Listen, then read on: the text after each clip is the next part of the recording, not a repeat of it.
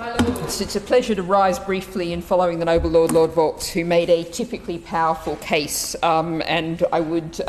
echo the Noble Lord's comments, particularly about the need for safeguards on the face of the bill. We've only really got to look across the Atlantic to see how badly things can go wrong and how important it is that there is a law there that the government can be held to account on, future governments, not in this case at all referring to this government. I support all of the amendments in this group, but I'm going to particularly focus on Amendment 79 in the name of the Noble Lord, Lord Seeker. A copy of the information notice must be sent to parties affected by the notice. And as I was looking at that amendment, I was looking at reports today from the horrific case of Nicola Green, who was the mother of a teenager with cerebral palsy who was pursued by the DWP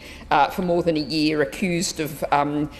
fraudulently claiming nearly £3,000 in carer's allowance. Now, the DWP, and this is, I think, the point of this story that's really relevant to this amendment, the DWP wrote to her employer without her knowledge, trying to take from her pay of this part-time college worker who works less than 14 hours a week. The DWP wrote to her employer without her knowledge to try and take money from her pay. Now, I think that's really a demonstration of the need that people need to have awareness to know what's going on. Now, just to finish the story of Ms Green, the tribunal judge last month ruled in favour and said that she had done absolutely nothing wrong. The DWP did not attend the hearing and then said it was planning to appeal against the judge's ruling.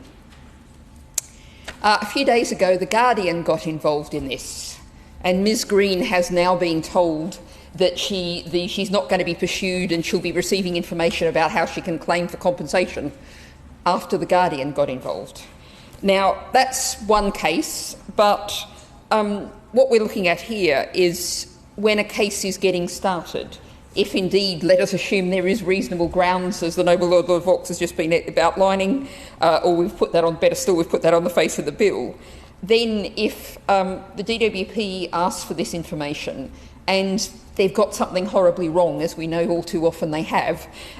if there is something wrong, misunderstood about the whole situation, if the claimant knows about this request going in, then they are going to be in a position to actually, hopefully, before going through the year, more than year of turmoil that poor Ms Green's gone through, to be able to stop it at that point. So I think this is a terribly important amendment. I'm hoping that we might hear from the Noble Lady, the Minister, an absolutely ironclad, watertight